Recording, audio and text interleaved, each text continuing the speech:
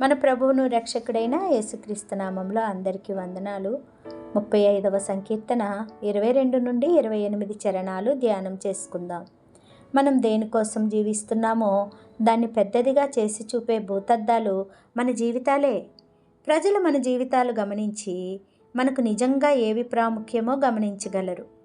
ఒక క్రీడాకారుడు తన జీవితంలో క్రీడలకు, తన జట్టుకు, తాను గెలవాలనుకునే రికార్డులకు ప్రాముఖ్యతనిస్తాడు. సంగీతకారుడు తాను వాయించే వాయిద్యాలకు ప్రాముఖ్యతనిస్తాడు.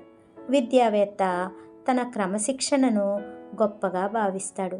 అలాగే దేవుని ప్రజలు ప్రభువుని ఘనంగా ఎంచాలి. అయితే పాపి తన గురించే ఎక్కువగా ఆలోచిస్తాడు. వారిని గూర్చి దావీదు ఇలా చెప్పాడు: నా అపాయమును చూసి సంతోషించు వారందరూ అవమానమునొందుదురుగాక, లజ్జపడుదురుగాక. నా మీద అతిశయపడువారు సిగ్గుపడి అపకీర్తి పాలగుదురుగాక. నా మీద అతిశయపడువారు అనే మాటను గమనించండి. నిన్ను నీవు గొప్పగా ఎంచే క్రమంలో నీవు ఇతరులను తక్కువ చేస్తావు. అంటే ఇందులో పోటీతత్వం ఉంది. మనం పోటీతత్వం కలిగి జీవించాలని దేవుడు కోరడం లేదు. మనం గొప్ప చేయాల్సింది మనలను కాదు, ప్రభువునే. దావీదు ఇలా అన్నాడు: నా నిర్దోషత్వమును బట్టి ఆనందించేవారు ఉత్సాహధ్వని చేసి సంతోషించుదురుగాక. తన సేవకుని క్షేమమును చూచి ఆనందించేవారు యెహోవా ఘనపరచబడునుగాక అని వారు నిత్యము పలుకుదురు. అపొస్తలుడైన పౌలు ఇలా అన్నాడు: నా బ్రతుకు మూలముగానైనను సరే, చావు మూలముగానైనను సరే, క్రీస్తు నా శరీరమందు ఘనపరచబడునని ఫిలిప్పి 1:20లో తెలియజేశాడు.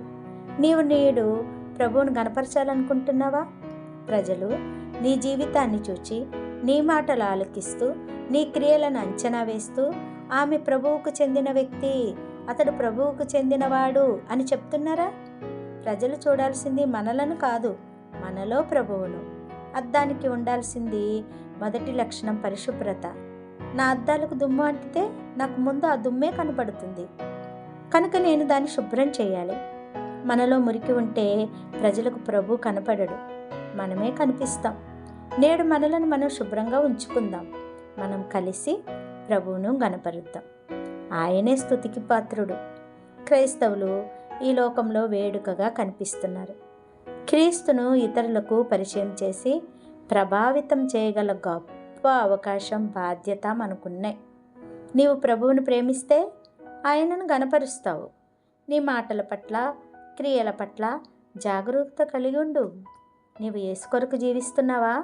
నీ ద్వారా ఆయన ఘనపరచబడినట్లు నీ జీవితం అనే అద్దాన్ని పరిశుభ్రంగా ఉంచుకో. ప్రార్థన. మహాపరిశుద్ధుడును మిక్కిలి ప్రేమ కలిగిన మా పరలోకపు రాజా, మీ ఘనమైన నామమునకు వందనాలు, స్తోత్రాలు చెల్లిస్తున్నాం ప్రభువా. నాయన, ఈ లోకంలో ప్రభువా మీ బిడ్డలుగా మేము జీవిస్తూ ఉన్నాము. నాయన ప్రభువా, మిమ్మల్ని అనేక మందికి పరిచయం చేయవలసిన బాధ్యత మాకుంటుండగా ప్రభువా, ఆ రీతిగా మేము నడుచుకోవడానికి మీరు మాకు సహాయం చేయండి. మిమ్మల్ని ప్రేమించే బిడ్డలుగా నిత్యము మిమ్మల్ని ఘనపరిచేవారుగా ఉండటానికి సహాయం దయచేయండి. మా మాటల పట్ల, మా క్రియల పట్ల మేము జాగ్రత్త కలిగి ఉండడానికి సహాయం దయచేయండి ప్రభువా. మా జీవితాల ద్వారా మీ యొక్క నామము ఘనపరచబడినట్లు సహాయం దయచేయండి. మా హృదయాలను, మా జీవితాలను మేము పరిశుద్ధముగా ఉంచుకోవటానికి సహాయం దయచేయమని యేసు పరిశుద్ధ నామమున ప్రార్థించి వేడుకుంటున్నాం తండ్రి. ఆమేన్. God bless.